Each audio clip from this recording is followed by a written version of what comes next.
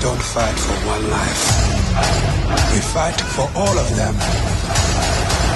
Avengers Infinity War. Hello, it's your boy Davidoff. It's Saturday as I'm recording this, Saturday evening. I just came home from seeing it the second time. It's just as amazing the second time. Shocking, emotional, no, not happy, funny, just it had some funny bits, some serious bits, emotional bits, and it was just, I was blown away, and I was also shocked by the ending as well. So this is a spoiler talk video. As for the villains, the Black Order specifically, they were really nerfed, I think. Like, I never read the comics, I don't know how powerful they are, but I think they're a lot more powerful than this, because they are very nerfed in this movie. They all die pretty easily. Let's start with Cull Obsidian. He's probably he's one of the last to die, because he dies in Wakanda, right? He dies pretty easily. Bruce Banner kills him, not the Hulk. Bruce Banner flipping kills him. He's in the Hulkbuster suit. He flipping launches him into the force field in Wakanda and kills him. Corvus Glaive is how is he killed? He's stabbed by Vision in Wakanda. Proxima Midnight is killed by a handicap match between her against Scarlet Witch, Okoye, and Black Widow. Scarlet Witch is the one who killed her as well. And the Ebony Maw is what I was most disappointed in, because considering he was quite cool when he was there, he was just gone really quickly. It was really easy to take him out.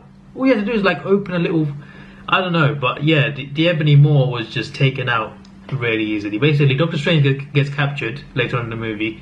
Tony and Spider-Man go on the ship, and Spider-Man says, "Have you seen the movie Aliens?" I don't remember the movie. I saw it, I don't remember it, but something happened. Tony Stark shoots the side of the ship. Ebony Maw just flies out, and then Strange nearly flies out too. But Peter Parker with his Iron Spider thing, flipping legs come out to hold on to the ship and save Strange. They get back in the ship, and Tony closes the hull.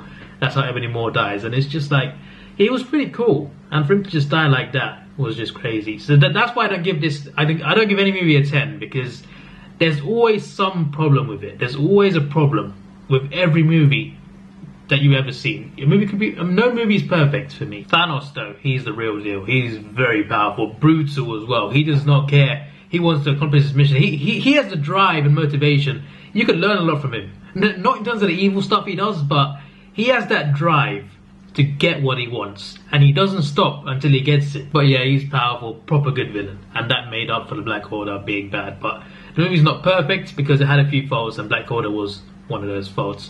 Also, Hulk is not in there that much. He is in there for the first fight scene. That's it. He turns back into Banner.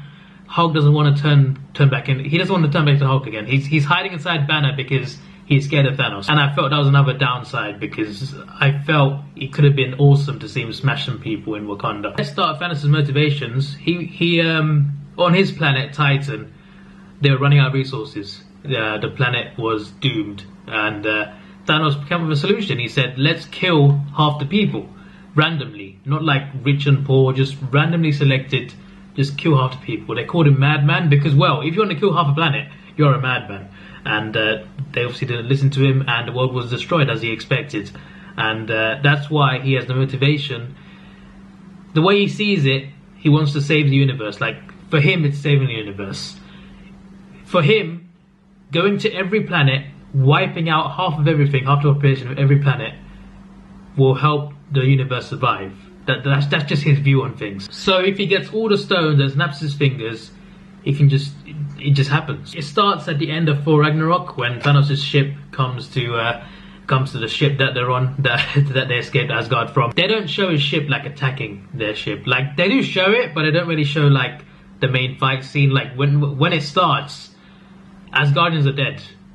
The way you see it, all of them are dead. But the thing is, I did not see Valkyrie, I did not see Korg.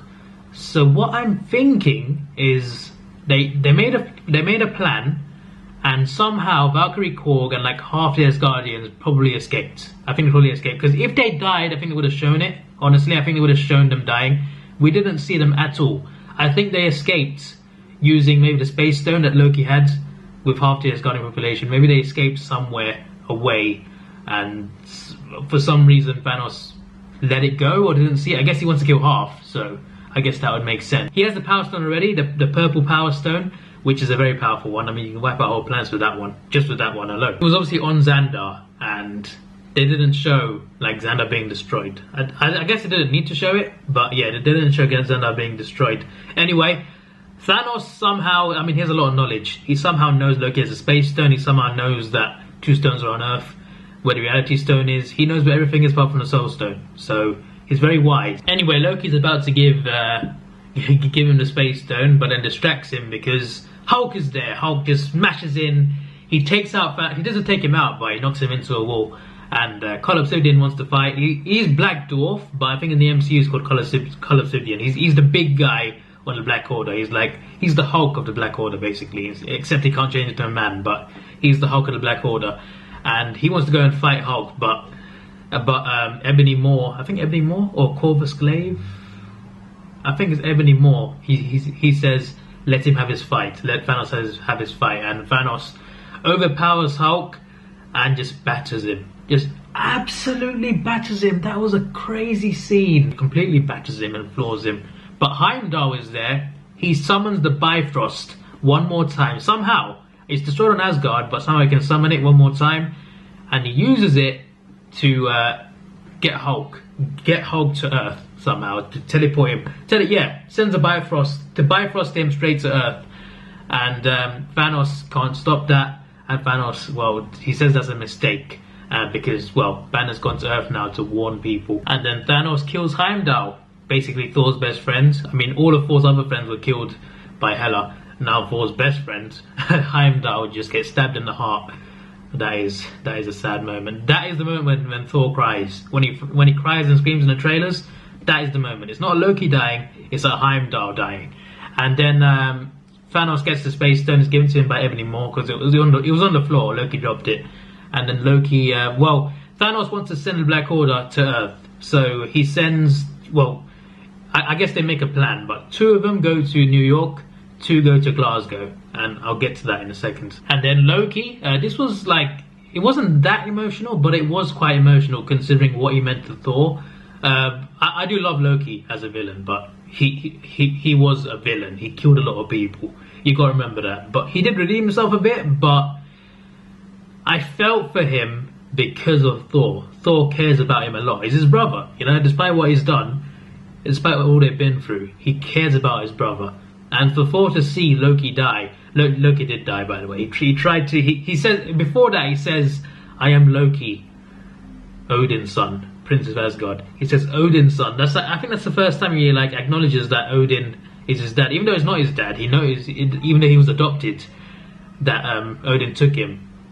He says Odin's son. He finally acknowledges that he respects Odin. The thing is, though, I have a theory, right? Odin died in Thor Ragnarok, okay? The Ancient One died in Doctor Strange, okay? Ego died in Guardians 2. I said this before in some video, I think.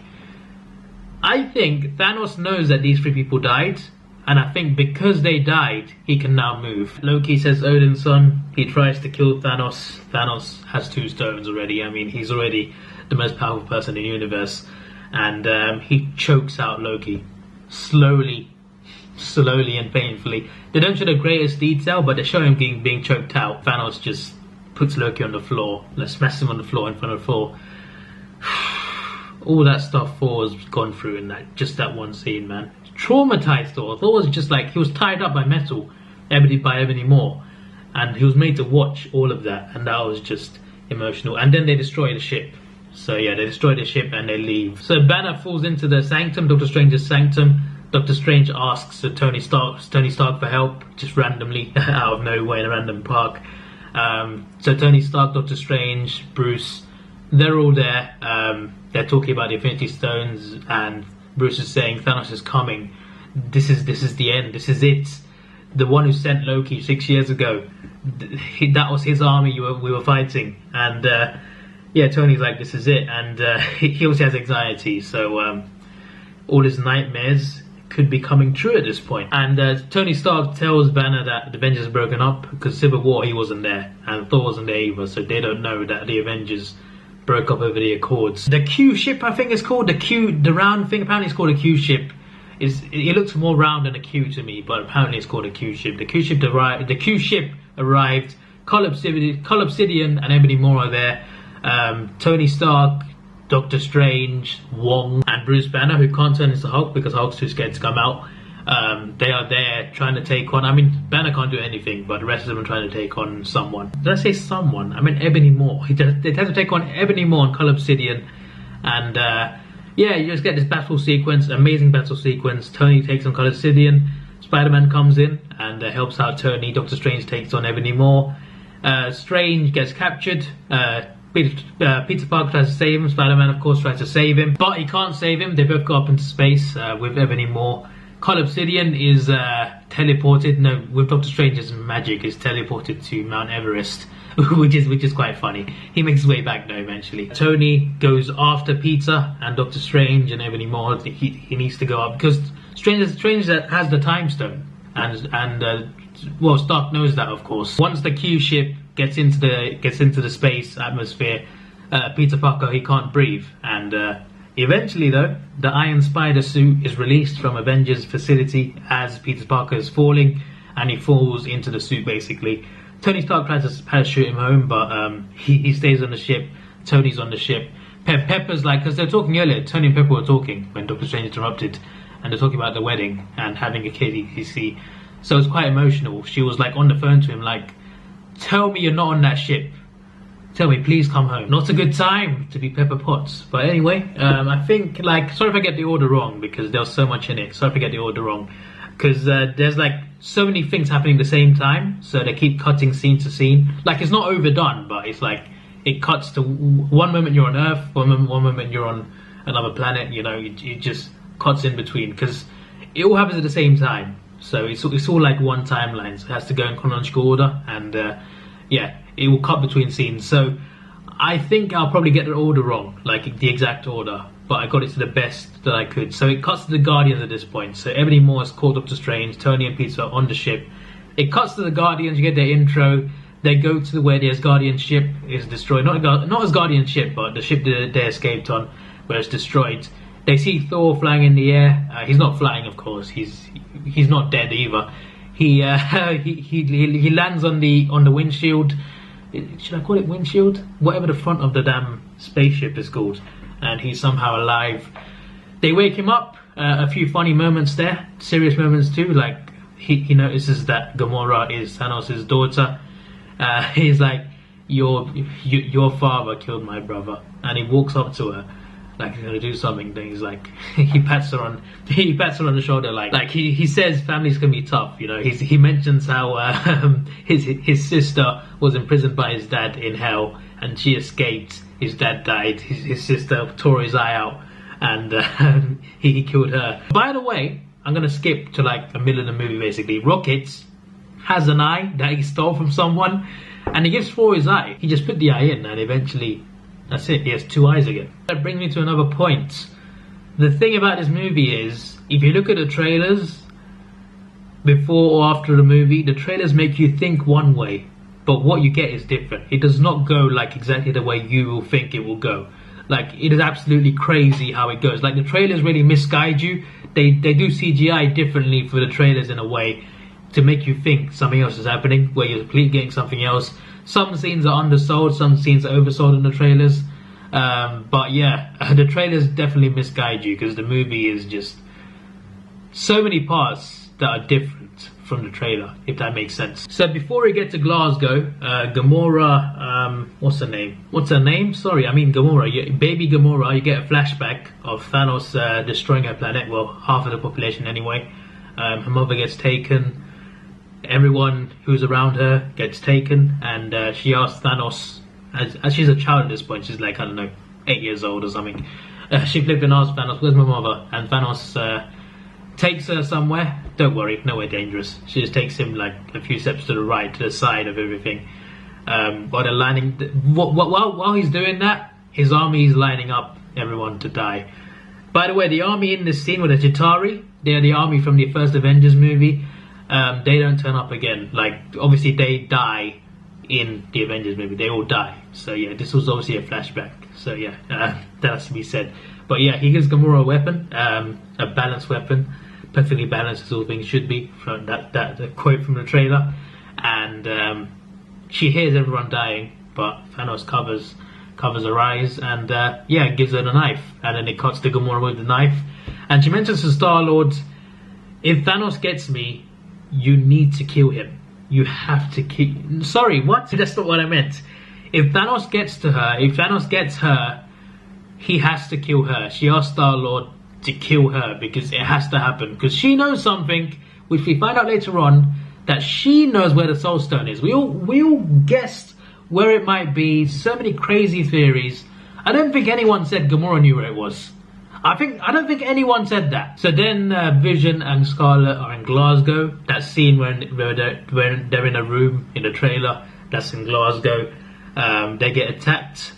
Vision gets stabbed by what's his name? Corvus Glaive. He gets stabbed by Corvus Glaive. Try to take the stone, but Scarlet Witch stops him. And then Captain America arrives. A proper good entrance. I was like, yes. Like, the first time I saw it, people were cheering for Captain America. When he first appeared, it was awesome. Scarlet and Vision were fighting off the two Black Order members, Corvus Glaive and Proxima Midnight. And it was just... Vision was down because he was stabbed. He couldn't really move. So Scarlet had to protect him alone. Then Captain turns up behind the train. And Black Widow turns up with him, and Falcon as well. And 3-4-on-2, I guess. Proxima Midnight throws a spear or her weapon or whatever at Captain America. Apparently in the comics, it doesn't miss its target. It's always locked on. But I think it's changed in this movie. I don't think it actually always hits its target because Captain catches it pretty easily. But yeah, he passes the weapon to Scarlet Johansson. Black Widow uses that weapon, Proxima's weapon to stab Corvus Glaive, I'm pretty sure. And yeah, they take him out. They take both of them out pretty quickly, but they both escape, and they both come back later on in Wakanda. So earlier on, Stark was going to call Steve Rogers Captain America, but he doesn't call him. I think Bruce Banner actually calls him. That's why he's in Glasgow. The Avengers that are there in Glasgow, they go back to the Avengers base in the Quinjet, of course. They meet Bruce Banner there, who's already there, and Secretary Ross is there, the one with Sokovia Accords, the guy in Hulk, whatever, he's Thunderbolt Ross, I think, his actual name. He's not called, surely he's not called Thunderbolt, but that's his nickname, I guess. He's on a conference call to War Machine. War Machine cuts him off as the Avengers come in. The Avengers Captain America talks to him, and he says he wants to fight because Tony Stark's missing and stuff, because Tony Stark's gone up to space. Eventually, War Machine just cuts the call, and they're all working together now. Well, all the ones that are there. They mention Clint, Hawkeye, they mention whatever Ant-Man's name is, Scott. They mention Scott. And Banner's like, wait, there's an Ant-Man and a Spider-Man now? What on earth? He's like, he's been gone for 2 years, he missed so much. He doesn't know Ant-Man is. Crazy stuff. But yeah, Ant-Man and Hawkeye, they're not in this movie. No Valkyrie, no Korg, no Ant-Man, no Hawkeye. So not everyone was in Infinity War. Obviously Thanos is coming for Vision Stone, and they all know it. And Banner's smart, so he mentions there's got to be a way of removing the stone while keeping Vision alive. And Banner says he can't do that, but he says it's possible. And Steve says, I know someone who does that. And then the music starts playing, and you cut to Wakanda, Black Panther's intro. Well, you see him and Okoye giving, Anza Mukondan's giving Bucky his new arm, new vibranium arm. It looks pretty cool. So yeah, the Avengers are heading over there because T'Challa at this point, he's got the call that they're coming to Wakanda, and they're getting prepared for battle. So as this is all happening, you get the scene on Nowhere where the Collector has a reality stone. Thanos has the Collector down on the floor, which I saw in a leaked scene. Actually, I saw a leaked scene. No, it doesn't spoil it. It didn't spoil it, but I saw the beginning of that scene when Thanos has him down and Drax goes to kill him because Drax wants to go and kill him. They try to stop him, but they can't stop him. But Mantis make him sleep. He falls on the floor. Thanos knows they're there. Gamora goes in and she supposedly kills Thanos. Now I think everyone knew, like, she didn't kill him. I think everyone knew she didn't kill him, but she thought she did. She thought she did. And as he was bleeding out, she started crying because that is her father. even though it's not like biological, it's still her father, and she is just crying and screaming. But Thanos already has the reality stone at this point, so he changed reality to make her think like she killed him, but he wasn't there the whole time. And then he reappears, and yeah, pretty dark. He takes Gamora. Gamora asks Star-Lord to kill him. He's like, do it. He's like, do it. He tells Star-Lord, do it. But you can tell he's not gonna let him kill him. He's got the reality stone, so he changes reality. Star-Lord eventually, after stalling, he shoots her, but bubbles come out, so she can't be killed here. And Thanos takes Gamora and disappears. Thor, Rocket, and Groot, meanwhile, are gone to make a new hammer from the heart of a dying star. And I don't know what they're called, but they're called dwarves, but they're called something dwarves. They're quite big. They're a bit bigger than dwarves, though. Like, they are big dwarfs. They're bigger than Thor, but they're dwarfs, if that makes sense. And that's where Peter Dinklage comes in. Peter Dinklage, top actor. I love him in Game of Thrones as Tyrion Lannister. He plays a good role in this as well. He's the one who forges stuff. And as it turns out, he forged the Infinity Gauntlet for Thanos. So Thanos came here. They didn't show the scene, but Thanos came here, and there were 300 dwarfs there, and Peter Dinklage's character, I can't remember what his name was, but his character thought if he helped him forge the Infinity Gauntlet, the glove, then maybe he would spare their lives. But instead, Thanos got the glove, and then had everyone killed apart from him, apart from the last dwarf. And yeah, Thor, Groot, and Rocket, they find him. He's emotional, of course, because Thanos has killed everyone. Don't know when this happened, but probably before everything. Thanos has killed everyone. But yeah, they got the dying star is like, it's asleep, so they got to wake it up. So they work out a way to get it. This happens throughout the movie, by the way. I'm skipping through a bit. This happens like in different scenes. Like, they don't show it all at once. It happens because it's in real time. So you get them arriving. You get a middle scene. You get the hammer being forged. You get some. It's spread out the movie. Thor almost dies making the hammer, but they do make the hammer, but no handle. And Groot, this is where teenage Groot comes in. Doesn't do anything at this point, but he comes in and he puts the hammer together because in two pieces. He puts it together, then wraps his arm around the hammer to make a handle, and then he cuts his arm off. So his arm is a handle now, a strong handle. And yeah, I think that's pretty cool how it's done. So yeah, this is like that's towards the end, but when they first arrived there, it's like near the middle of the movie, so it's spread out, this scene. I'll mention them again later in the movie when they enter somewhere, which is a pretty badass scene, probably the best scene in the movie. We'll get to that later, but we'll get to the Thor part later. And then you get the Avengers, not the Avengers, but Tony, Doctor Strange, Spider-Man against the Guardians on Titan. Obviously, they don't know that they're on the same side, so they eventually figure that out, of course. And they got to find a plan. They got to find a plan to try and defeat Thanos. And Doctor Strange, he goes forward in time. He sees 14,605,000 or 605, over 14 million something. He sees lots of outcomes. He sees this many outcomes to this fight with Thanos. Okay, and Tony Stark says, "Do we win any?" And they win just once. Just one scenario where they win. You also get Gamora with Thanos. They were talking to each other, and Thanos takes her to a room where Nebula's being tortured, and Gamora wants him to stop. And he tells her, "Tell me where the Soul Stone is." She says she doesn't know, and she gets something from Nebula's memory files that shows Gamora saying she knows where it is. So Thanos tries to torture her even more, and Gamora says, "Okay, stop. I'll tell you where it is. It's on a planet. Can't remember the name of it, but it's on a planet." And yeah, they'll go there at some point. But yeah, Nebula, he stops torturing her, and then eventually she actually escapes from the ship. She goes to Titan as well, where the Guardians are, where most of the Guardians are anyway. Groot's not there, Rocket's not there, but Star-Lord, Drax, Mantis are there. Doctor Strange, Iron Man, they're all there. Spider-Man, Nebula goes over there as well. So then the Avengers arrive in Wakanda. Shuri is the smart one. She tries to find a way of... she knows how to do it, how to remove the stone without killing Vision, but she needs time. And this is where the Wakanda fight scene, that massive fight scene starts. So it doesn't start right at the end. Like, I think this is the beginning of the end, but it starts earlier than you expect. Like, I thought this scene would be like the very last scene, like Thanos would turn up with his army, etc. And I don't know, maybe he sends the army out first, then sends the Black Order, then he goes in, he's like, I'll do it myself or whatever. I thought it was going to go like that a little bit, but yeah, this scene starts quite early. It's this big battle. It starts early, it ends in the movie though. So yeah, there's that. The biggest fight scene is actually on Titan, where some of the Avengers and the Guardians are. That's the biggest fight scene, not in Wakanda. I mean, in Wakanda there's more of a fight scene, but on Titan is the most important fight scene. Like, that's where Thanos, that is your last stand against Thanos, basically. Oh, but oh my god, T'Challa and Steve running in. They were all running towards the Black Order's army, the Outriders, I think. And T'Challa and Steve Rogers, they just ran ahead of everyone. They're super soldiers, of course. I mean, but Panther has superpowers and Captain America has super soldier serum.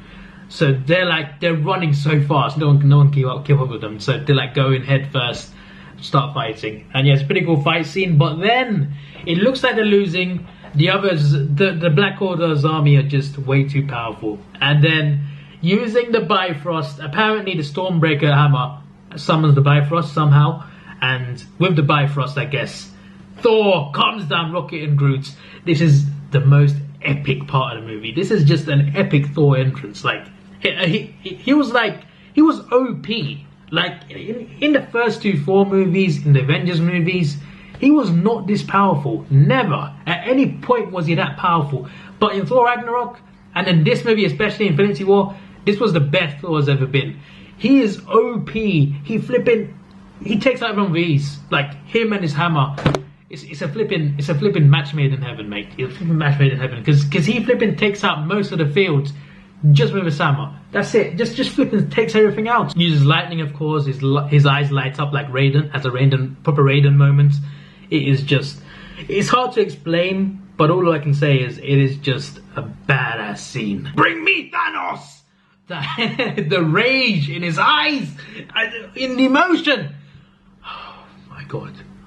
And later on as well, Rocket and Bucky Barnes teaming up. Bucky picks him up, and he's like this, holding Rocket in his right hand, spins around. They're both shooting the Black Order. That was a pretty cool scene. And Rocket says, "How much for the gun?" "It's not for sale." "How much for the arm?" And he just walks away. That was one of the scenes I wanted to see. Another thing I wanted to see was I wanted to see Captain America say, "What's your language?" I wanted Drax to say, "How can I watch language?" Because that's what he would answer. But they never meet, so unfortunately there's that. I skipped over a scene. I skipped over a big scene. Thanos and Gamora go to the planet, onto a mountain where the Soul Stone is, and there's someone there guarding, I guess, the Soul Stone. He somehow knows everything, and it's revealed to be Red Skull. Flipping someone in a big black hood. He comes into the light, comes forward, and it's flipping Red Skull. Red Skull from Captain America, the first Avenger. He's alive. Oh my god. This was the most shocking, like one of the most shocking moments in the movie. Like, this genuinely had me saying holy shits. Like, genuinely, I genuinely said that in the cinema. I was like, what? Red Skull! Red Skull! Oh, you know, he supposedly died from Infinity Stone. So did Ultron, so I'm thinking now that maybe Ultron's alive too. I'm just thinking that it's possible. Anyway, Red Skull mentions that the Soul Stone needs sacrifice. You need to sacrifice someone you love. Gamora laughs because she believes that Thanos loves nothing, but it turns out Thanos loves Gamora. Thanos is crying as he takes Gamora by the arm. She's screaming. She doesn't want to go. She's flipping screaming. You don't hear her screaming, but she's like, you just can't hear anything. It's just emotional music going, and he drops her over a cliff, just like that. Drops her over a cliff. She falls to her death, and yeah, he gets the Soul Stone just like that. And then he goes on to Titan, where people are waiting for him. They got a plan, of course. Doctor Strange knows how to win. He knows the one outcome where they win. They all take him on, and they get him down. Doctor Strange takes his arm, I think. Not takes his arm, but he grabs out of his arm. Drax gets his leg. Peter holds on to something. He pulls away. Star-Lord shoots something which holds Thanos' other hand back. So he's completely held back here. And they have to get the stone off. While Mantis and is on Thanos' head, touches his head because she can control people in a way, but he's too powerful, so she can't hold it for too long, and so they have to get the glove off as quick as possible. And then Star-Lord flipping messed it up, messed up Thanos. I want to slap Star-Lord. How can he be so stupid? I know it's emotional, but Thanos basically says that he killed Gamora in not so many words, but he basically, Star-Lord finds out from Thanos while he's being held, and they almost have the glove off, and Star-Lord gets angry and emotional. He starts shooting him in the face. He starts shooting him so hard that Mantis falls off his head. So now Thanos is completely broken free. The gauntlet was here. It was here. It was on his hand, on his fist. It was almost off his damn fist. You couldn't wait like 30 more seconds. 30 more seconds. That's all it needed. 10 seconds. It was almost off. Could have flipping won. But yeah, Star-Lord let emotions run high. I knew that there was going to be someone in this movie blinded by rage. I thought it would be Drax. Blinded by rage. It was Star-Lord's. Flipping out, man. Flipping out. Anyway, they all try to fight him off. He destroys basically everyone. Doctor Strange multiplies somehow. He somehow multiplies, like he has the power to do that. It's crazy. You get like 50 Doctor Stranges, and they flipping try and take him on, and Thanos gets out of it pretty easily because he has 450 stones. He's pretty powerful.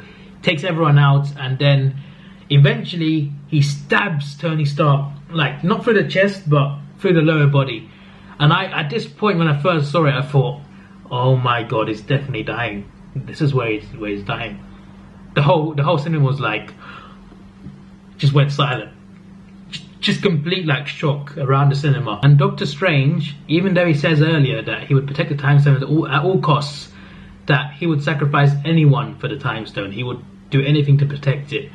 Doctor Strange says, let Tony Stark go, let him live, and I will give you the Time Stone. And I was like, I wasn't shocked, I wasn't like, why? I was like, he knows something. He knows, because he says that there's an outcome where they win. We don't know what the outcome is. Like, we never see him mention it. I don't think he ever mentions it. Like, we don't know what the outcome where they win is.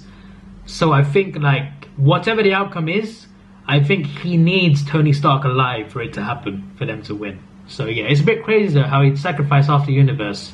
I'd be willing to do that just to save Tony Stark. And yeah, there's got to be something important there. Like, in the scenario where they win, surely Tony Stark is alive when they win. So yeah. Anyway, yeah, that is the main, like, the main fight with Thanos, because everything else he just pretty easily, almost. I mean, we'll see. I will tell you what happens. Obviously, you probably know, but so far this movie has just shocked me, made me laugh.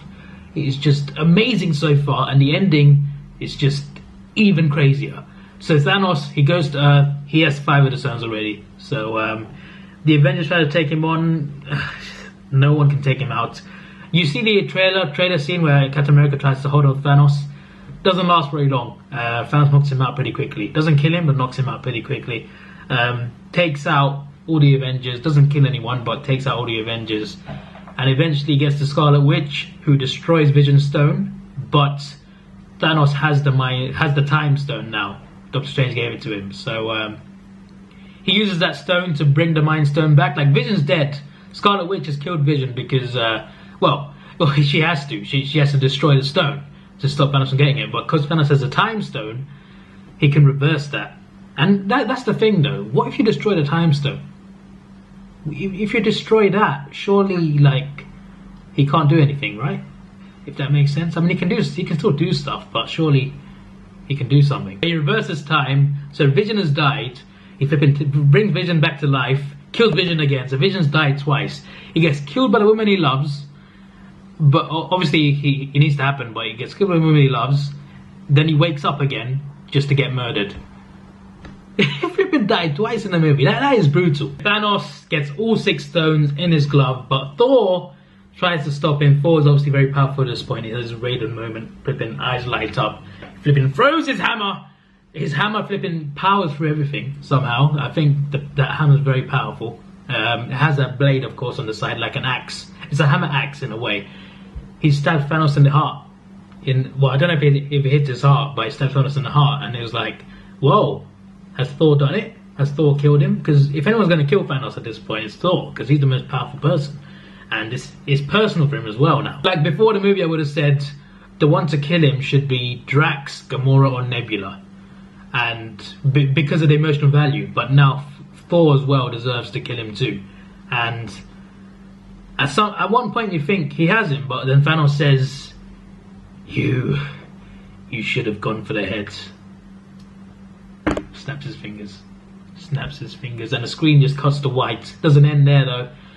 He goes into somewhere, some dream sequence, I think, where he sees baby Gamora, talks about what he's accomplished, what it cost him everything, of course. I think he's in Soul World. Apparently in the Soul Stone, there's a thing called Soul World inside. I think he's in there at this point. Then he comes out of it, and Thor's like, "What did you do? What did you do?" And yeah, and then Thanos escapes. He escaped through a portal using the Space Stone, I guess. And yeah, even though he stabbed, Thanos survives and escapes, but he snaps his fingers now. So you're probably wondering what happens. Half the universe, half of Earth, turns into dust, just like that. You don't die painfully.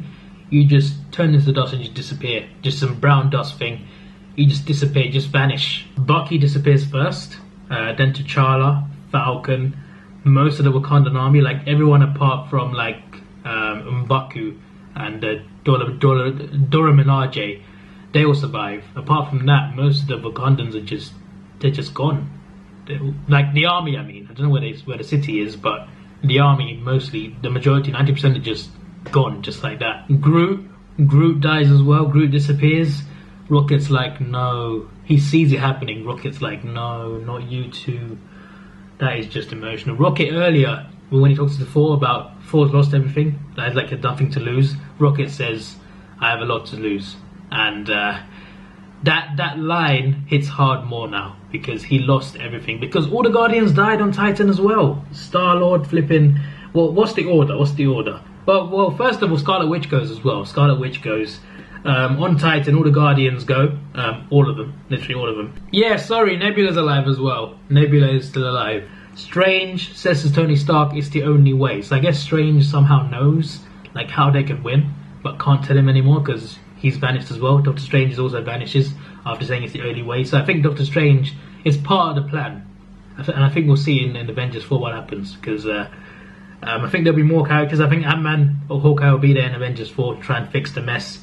Everyone who's alive basically should come together, I think.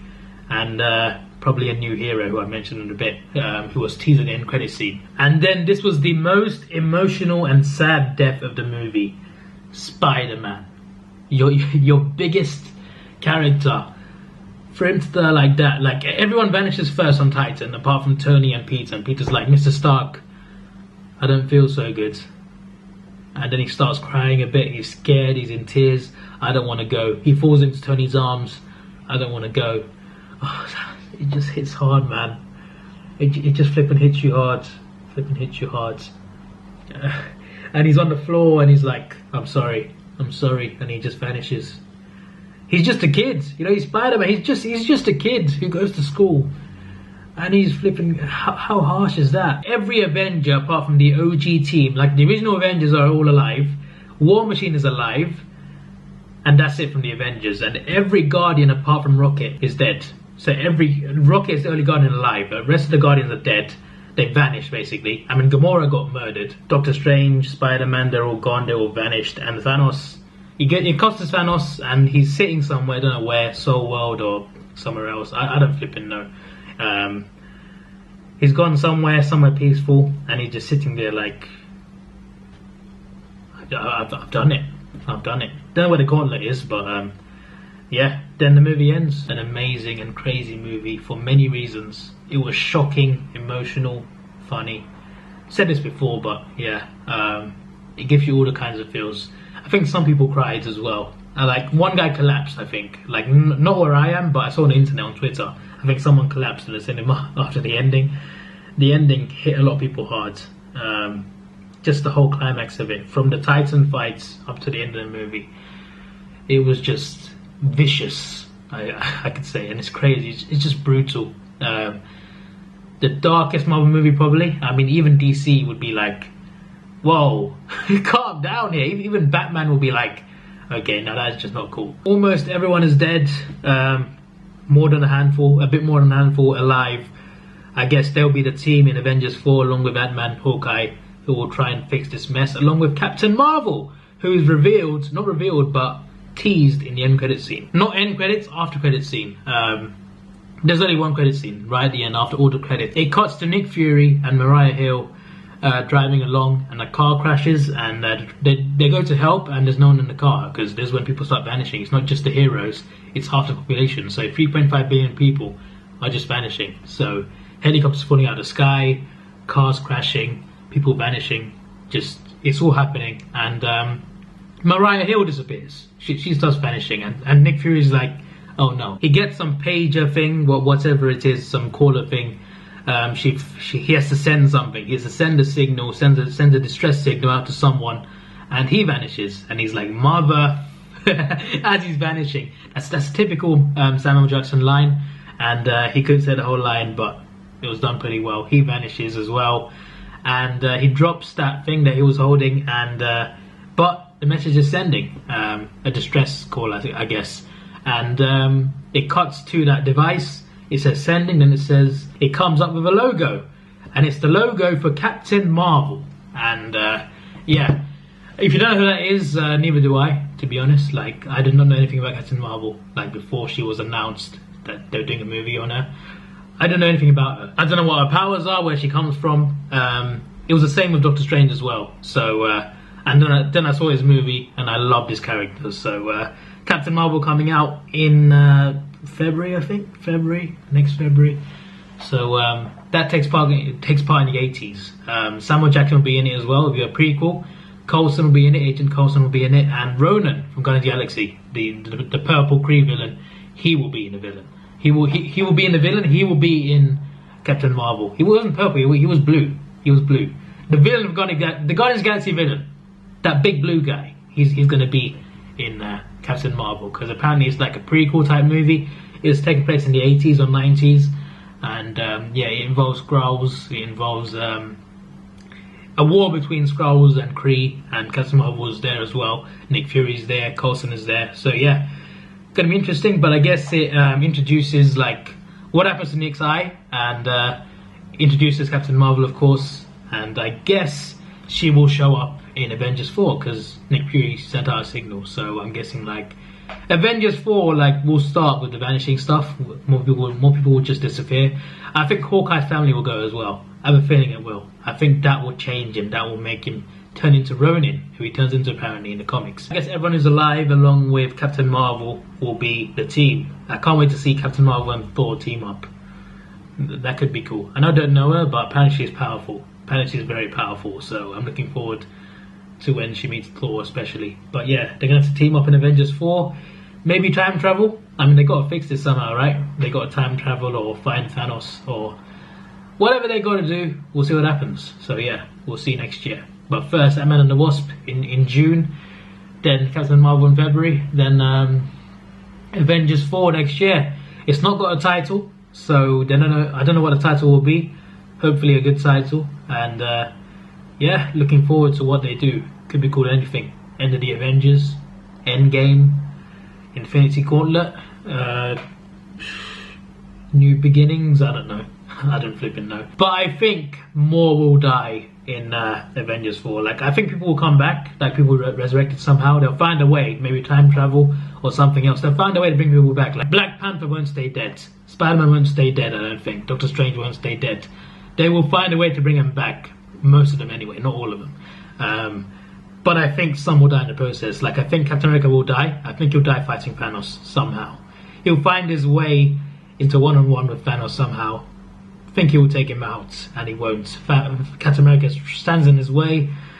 I think Thanos will kill him in Avengers 4. I'm worried about that. But I think like at least 2 more will die in Avengers 4. So yeah, could be emotional. This was your boy Davidoff. Please like, share, subscribe. Thanks for watching. Have a good day. Got to see this again. See ya.